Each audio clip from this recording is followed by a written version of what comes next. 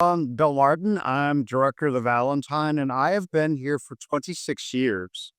And there's a reason for being here. I think that being in a place and finding roots in a place is really important, and finding places that you can make a change. And so, sometimes it takes time. And certainly, the Valentine is one of the older museums in the country, and certainly one of the oldest in Virginia.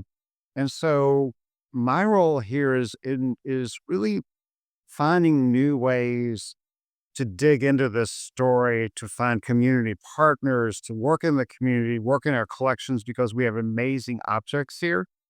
So how do we bring people and powerful people, powerful objects together to tell powerful stories? And I would just say that free is one of the critical elements in that, has been a great partner. And I will, I know that later on we'll talk about critical moments, but I think one of the critical moments for me was actually when Free and I met at an event here a while back. And so, I don't know whether we'll talk about that today, but I think it's building friendships, that they're institutions, but they're also building the part of what I do in the daytime. And I think in the nighttime too, is how do we build these relationships in the community that can make a difference? One of the important things we need to do is listen to community voices, to people who have direct experience on the ground with this history. That's one of the things that's extremely important, is that it's not just people that are sitting in offices and museums, that there are a lot of people that are doing this work in the community that are really doing the kinds of research that bring these stories to the forefront that, museums don't traditionally do, and listening to those voices.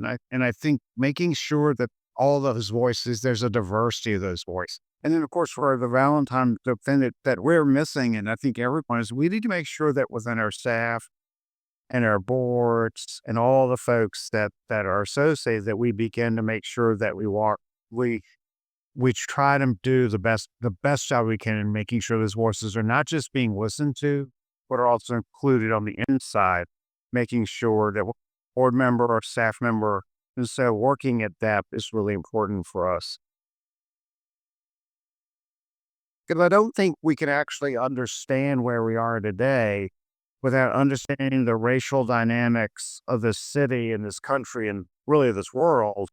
Without understanding that, we really can't get at the work that needs to be done. And I think when you look at the history of Richmond in particular, and the central role that the slave trade played, and yet at the same time, and Free and I talk about this, we talk about it a lot, is in spite of, or in defiance of those institutions, people push back. And so against the institution of slavery, you see people like Gabriel and others. No matter what the situation is, so if you take it into the 20th century against, Jim Crow Richmond, you had Maggie Walker and others creating Black success, and I really do credit Free for sort of, I think that as we think about this narrative that for the city, we need to look at the lasting impact, but also look at people and families and businesses that resisted against those things, the systemic issues in the community that against it all succeeded. And why did that happen? Because how do you get over the legacy of enslavement in the city? How do you get over the fact that between 350 and 500,000 people were sold out of the market just down the hill from the governor's mansion? For me, equity enrichment means that every child in this city can reach their potential, and that they have the home, that they feel secure, they have the educational opportunities, the health opportunities, the social support opportunities that will guarantee every child's success. Everybody that's involved in this work has still so much personal work to do. one of the things that one of the reasons you get tired in this is that we forget there's still the ongoing personal work that everyone needs to do to find their strength, to find their inspiration, to find their solace, to breathe. I think that we often forget it's not all about that public work. For us to achieve the kind of equity we want in the community, we first have to understand what those words mean for ourselves. I have this whole thing that we ought to make ourselves uncomfortable at least once a week.